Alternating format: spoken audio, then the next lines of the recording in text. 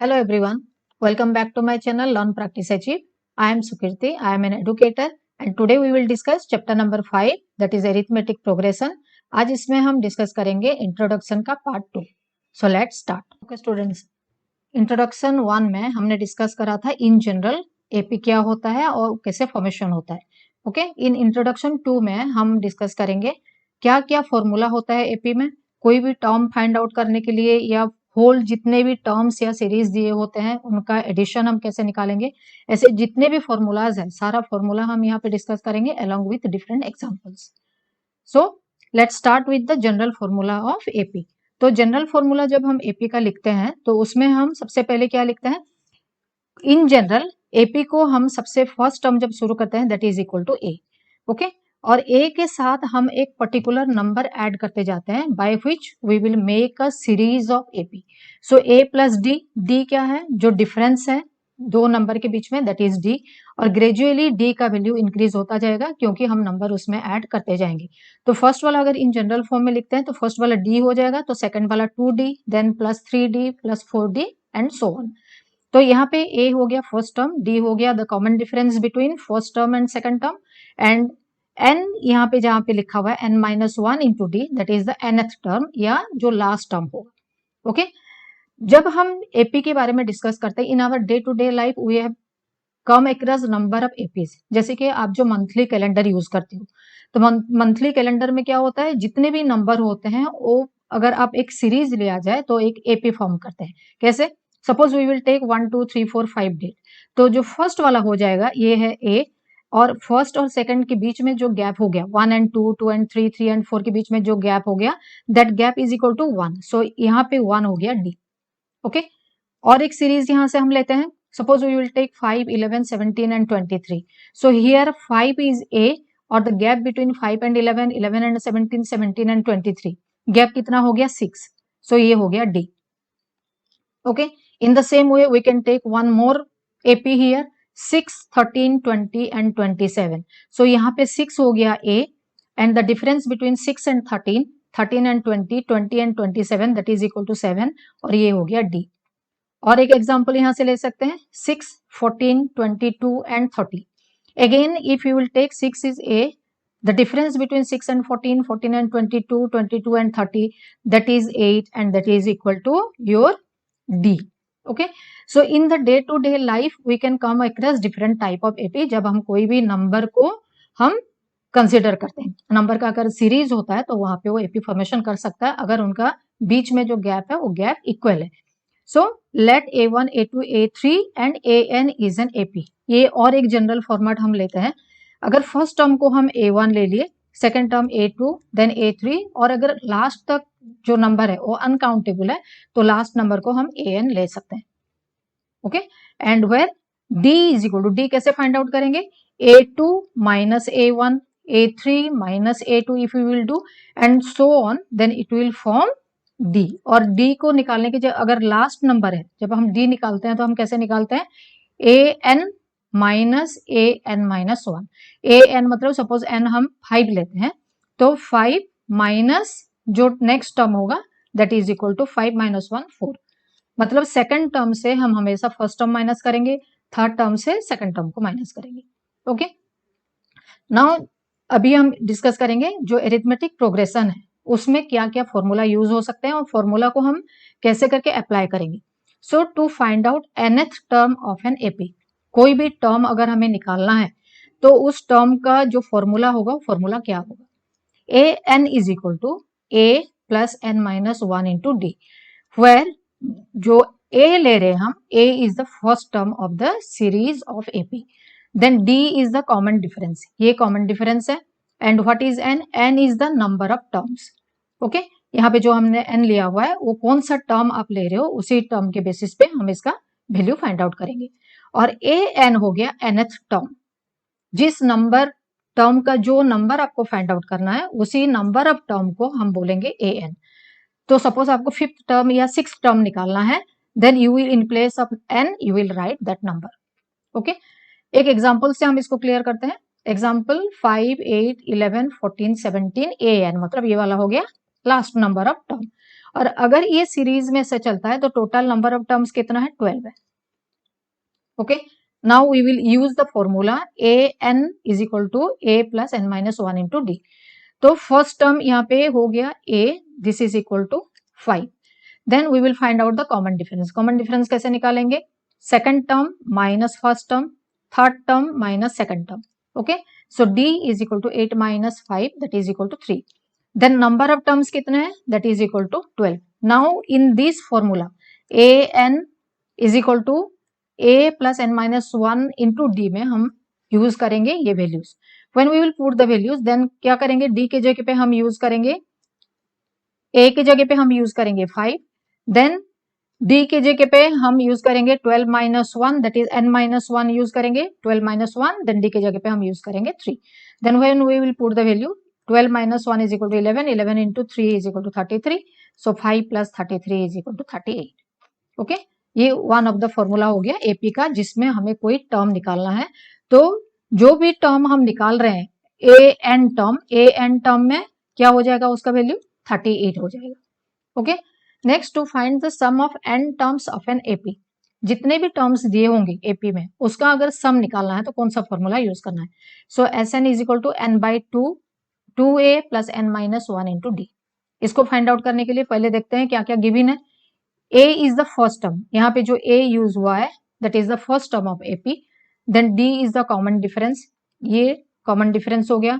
n is the number of terms, okay, and sn is the sum of the n terms, मतलब series में जितने भी number दिए होंगे उनका एडिशन क्या होगा। So for this again we will take one more example. Suppose example हमने लिया सीरीज में 1 से लेके 15 तक। Okay, so what is the first number, first number is 1, तो a इज इक्वल टू 1 हो गया। d कितना होगा, the difference between 2 and 1, 3 and 2 and so on, so d is equal to 2 minus 1 is equal to 1। Then n is equal to, because the number of terms here are 15, तो last number 15 है और ये 1 से start हुआ है, तो n is equal to हो गया 15। Now we will put the value in the formula. So sn is equal to n upon 2 into 2a plus n minus 1 into d. अभी इसमें जब वैल्यू पुट करेंगे देन हमें क्या निकालना है, 15th टर्म निकालना है, उसका सम, क्योंकि 1 से लेके 15 तक नंबर गिवन है। तो जब वैल्यू पुट करेंगे तो क्या आएगा, 15 by 2 into 2 into 1 plus 15 minus 1 into 1। Then this is equal to 15 by 2, 2 into 1 हो गया 2, 15 माइनस 1 हो गया 14, और इंटू 1 है तो इसीलिए इंटू 1 इज इक्वल टू 14 ही रहेगा। Okay, then this is equal to 15 by 2, then 2 plus 14 is equal to 16। अभी हम क्या करेंगे, 2 और 16 को कैंसिल कर देंगे, 8। सो नेक्स्ट स्टेप में 15 into 8 that is equal to 120। So अगर टोटल वैल्यू हम लेते हैं 1 से लेके 15 तक, तो इसको डायरेक्ट हम एक के बाद एक ऐड नहीं करके, if you will use this formula you will get the value of 1 to 15, sum of the value of 1 to 15 that is equal to 120।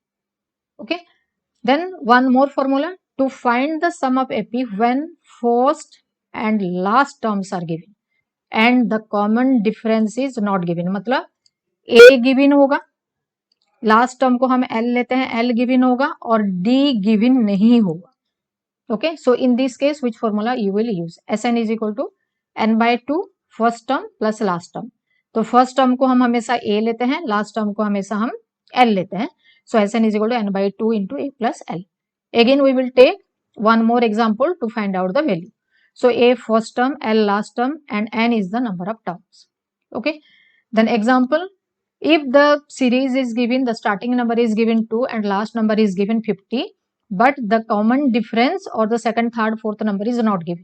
तो common difference आपको नहीं मिलेगा, तो इस जगह पे आप क्या करोगे, if the total number of terms is equal to 13, ये 13 given है, तो फर्स्ट टर्म आपके पास है, लास्ट टर्म आपके पास है एंड नंबर ऑफ टर्म्स भी आपके पास है, then you can use the formula directly. ठीक है, कैसे यूज करेंगे, a is equal to 2, l is equal to 50 and n is equal to 13। Then S N is equal to n by 2 into first term plus last term. तो direct value हम put करते हैं इसमें, तो 13 by 2, first term हो गया आपका 2 and last term हो गया आपका 50, so that is equal to 13 by 2, 2 plus 50 is equal to 52। अभी 2 और 52 को कैंसिल कर देते हैं, that is equal to 26। Then 13 into 26 that is equal to 338. तो अगर हम वैल्यू हमें निकालना है, फाइंड द सम निकालना है, एसएन निकालना है, पहले भी हमने एसएन निकाला था, उसमें फॉर्मूला अलग था क्योंकि उसमें कॉमन डिफरेंस गिवन था। यहाँ पे कॉमन डिफरेंस अगर गिवन नहीं होगा, you will find out the value in this way.